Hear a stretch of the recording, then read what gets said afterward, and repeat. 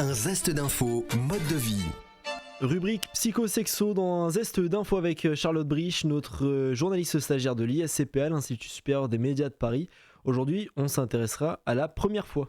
En effet, Romain, anxieux, stressé, excité ou encore impatient, chacun commence sa vie sexuelle différemment en fonction de sa sensibilité, de ses désirs, de ses espoirs et de ses craintes. Et quand on pense à sa future première fois, on place souvent la barre assez haut et parfois même trop haut. Et du coup, on a peur de ne pas assurer, de ne pas savoir comment s'y prendre correctement. En effet, mais alors comment faire pour que sa première fois se passe bien? C'est la question que nous avons posée à Laurence Sirois, psychosexologue.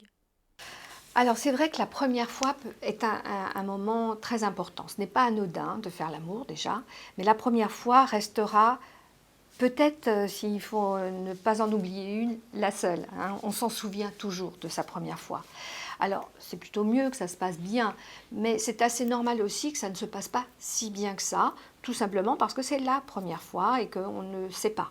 Donc quand je dis on ne sait pas, c'est qu'il y a beaucoup à apprendre, à connaître, et ça manque un petit peu cette information dans notre société. Alors évidemment, il y a Internet qui apporte plein d'éléments, mais parfois des choses un petit peu de travers. La pornographie, n'en parlons pas, c'est quand même pas le meilleur outil pédagogique. Et puis, évidemment, il va y avoir toute l'éducation, le contexte familial, les copains, et puis des gens autour de l'ado qui vont pouvoir peut-être les accompagner, les aider, les rassurer. Donc, moi, je dirais que la première fois, il n'y a pas besoin, on n'est pas dans un challenge. Souvent, les ados, c'est un peu la compétition, qui a fait, comment, avec qui.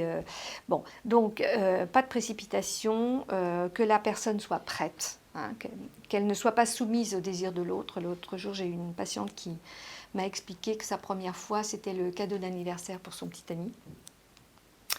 Et que ce n'était pas du tout son cadeau à elle. Donc, elle en est bien triste aujourd'hui. Bon, elle va bien, mais c'est pas, ça reste ce souvenir-là. C'est donc la personne qui décide, c'est pour ça. C'est pas l'autre qui décide pour soi.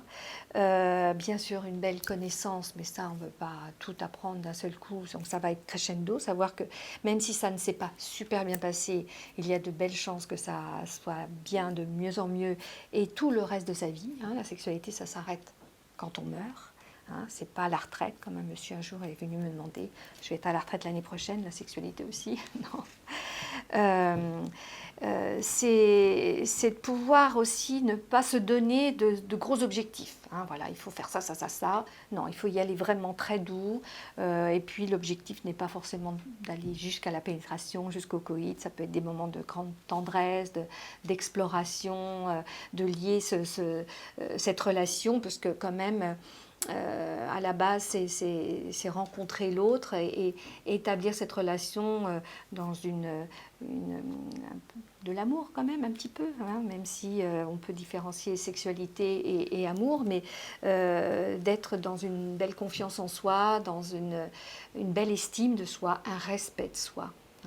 Et si l'autre vous quitte parce que vous avez dit non, eh bien je dirais que tant pis pour lui.